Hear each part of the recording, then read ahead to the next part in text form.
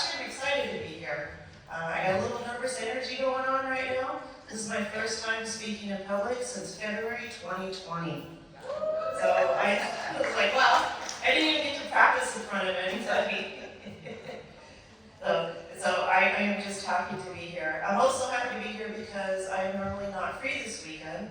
I work for Edmonds College, and we normally have our powwow the first weekend of May.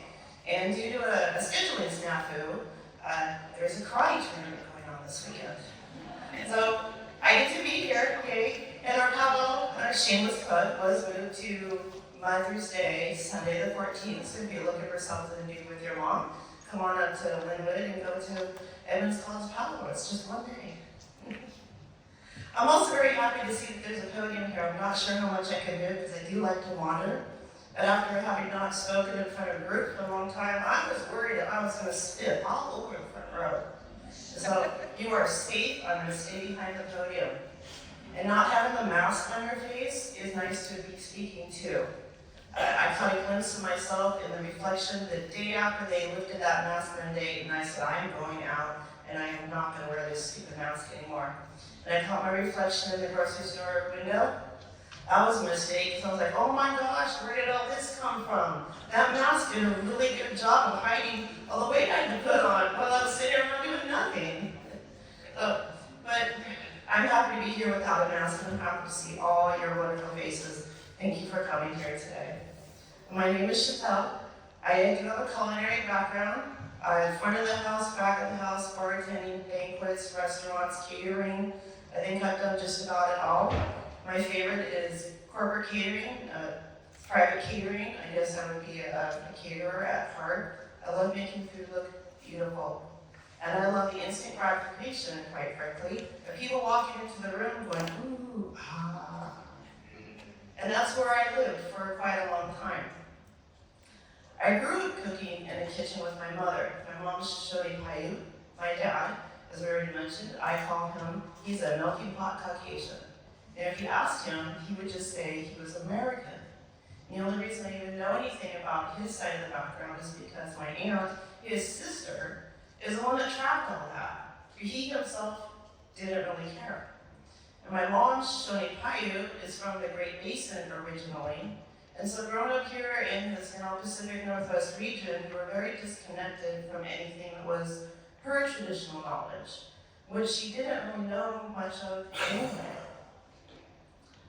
But that's okay. I still here, Creator brought them together, I exist, and they raised me in Bellevue, which is a little town just east of here.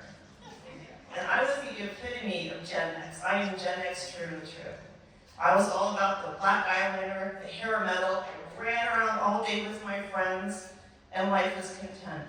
I gave not a single thought about where my food was coming from, why I was eating it. I just knew it tasted good, my parents provided it, and I was happy to have it. TV dinners, anybody else eat TV dinners when you were young? Oh, Salisbury steak, now that was my jam, I loved it. But today, I've been vegetarian for well over 15 years, so you couldn't pay me to eat any of those TV dinners today. But that was my childhood. Same thing with Spam. I know there's a lot of people that love Spam. When I was 17, I found out how it was made and where it came from. I haven't touched it since. I'm very proud to say I never served it to my daughter either. She doesn't know what it tastes like either. And that's how I grew up. I was in my 20s before I realized that squash did not come out of a square, brick, solid, frozen thing. You remember that? That was a big thing in the 70s. My mom would love to go to the grocery store, and she'd load up on all these square boxed vegetables because they fit nicely in the freezer. And it was a lot easier on her. You're raising 3 kids. All the time and food for prep, it was very convenient for her. However, it was very torturous for me. I can't, When I got in my 20s and I learned that I could eat it fresh, it was kind of an eye-opening moment for me. It really was. But I didn't start eating it fresh till I was in my 30s. And one of my chefs said to me, I want you to work with this, and this is what we're going to make. And he handed me a recipe. And I looked at it and I went, I'm sorry, chef, I don't do squash. Well, when you're young and in your 20s, you don't tell your chef, you don't work with this food. You just don't. And this was right around the time when gloves were coming into play. Gloves were not widely used in the restaurant business. So in the early 90s, all these chefs were getting offended that they had to wear gloves now to work with their food, and I was just new into it, so I think I embraced it a little more. But I put on a pair of gloves because I didn't even physically want to touch the inside of the squash. I thought some frozen box was going to come popping up out of there. But learn to work with it, I did. And I was in my 40s. It wasn't until my 40s when I learned how to grow the squash. That was the very first time I tried to grow it when I actually turned 40 years old. So I've come to accept it. I will now eat it. Let's try to grow it. And well, now that I'm in my 50s, I decided that maybe I should share some of this knowledge with other people. Not maybe specifically just squash, but first foods in general, real food in general. Because if there's one thing I've learned in all my years in the culinary business, is that people are afraid of what they don't know or what they don't like.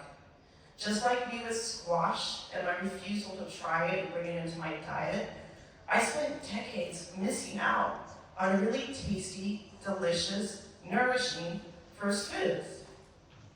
And I hope that I can be here to help other people do the same. So, when I was growing up, I knew blueberries, blackberries, raspberries, strawberries. Those were the 4 berries I was taught was safe. And I was running around Faro in the streets of Bellevue until the lights came on the street lights. I knew that if I came across one of those bushes, and especially blueberries, they were everywhere in Bellevue back in the 70s, they were safe to eat. Everything else I was taught was poison. Everything. My mom didn't know. She's not a forager. And I do have a lot of allergies, so in her defense, it was the best thing for her to do to tell her children, don't touch anything outside, don't eat anything outside, you don't know what it is. She didn't know what it was. But I really feel like that sort of robbed me of the experience. Again, I was in my late 30s before I learned that a cedar tree was medicinal and that you could make tea out of it. My late 30s for crying out loud. Something's wrong here. Something's very, very wrong. And as I reflected back on my culinary career, and I thought about all the great chefs that I worked with, all the recipes I have had come in contact with, something really stuck out of me. And it was that, in addition to people being scared, there's just an unwillingness to try new things. Now, in the culinary world, it's very simple. You're given a recipe, you're taught how to do it, you're taught how to cook with it, but there's no history behind it. Why are we using this flour versus this flour over here? Why are we using bleached when we have this very healthy unbleached over here? There's none of those conversations. It's taste, it's texture, it's money. It's a lot of money. It's all about making it taste good, repeat customers, bringing them back. And like I said earlier, instant gratification, the oohs and the ahs. But, so, I mentioned before that I haven't spoken since February 2020. Before 2020, around 2017, 2018, I was looking to get out of the grind of the culinary world. It takes a toll standing 12 hours a day. The wrist and your hands and the arthritis and whatnot, it can come up pretty quick, and I was looking for an exit strategy. So what could I focus on? And I really wanted to help my other colleagues, because quite frankly, some of them were so unhappy in the culinary world. They were there because it was an easy job. They knew how to cook. They thought they could do it. It was a part-time gig. There was no passion, no heart. Let me just say, if you don't have passion and heart for what it is you're doing, whatever it is you're doing, you're making life really difficult for those around you that do have a passion and a heart for what they're doing. And I was so tired of working with people who just weren't in it. They were literally there to collect a paycheck. Nothing more, nothing less. And it showed, and I was tired of picking up the slack. So I thought, well, maybe I could address them. I can help them either find what they're passionate about or encourage them to maybe go do something different. Well, then the pandemic happened. And there went my whole plan, because it took care of it for me. Have you noticed that in the restaurants there's a shortage?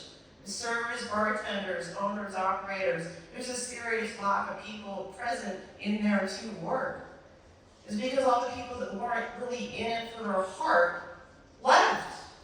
The pandemic took care of my whole talk, my whole presentation, just went right out the window. Well, now who am I supposed to talk to? Who am I supposed to talk to now? And after thinking about this, I had to really look inside and say, well, it was me. Who was I 5 years ago, 10 years ago, 15 years ago? That's who I need to talk to. The Gen Xers who are looking for a way to better themselves but don't really know how. They just know it's food. Now, the problem with this is that we have too many people that when we say we want to indigenize our diet, we want to decolonize our diet, they get scared. They think this is this huge, big thing, costs too much money, it's a very daunting task. What I want to do is have conversations with people and break it down into small, simple steps. I learned how to eat a squash, I learned how to grow it, and now I'm learning how to talk about it. You can too. Let me show you what to do with nettles. Put a small little nettle patch in your yard. You don't need to overtake your whole yard, just one pot. I live in an apartment. Well, it's a townhouse, but that's really just a tall, skinny apartment. So I have a deck. I don't have a yard, but I have pots. And I can start small and start simple, and I can show you. Now, if you're taking what you're growing on your deck and you're adding it to your food, well, now you're helping the ecosystem, you're helping the pollinators, you're helping your wallet, you're helping the community and the economy the more you do this.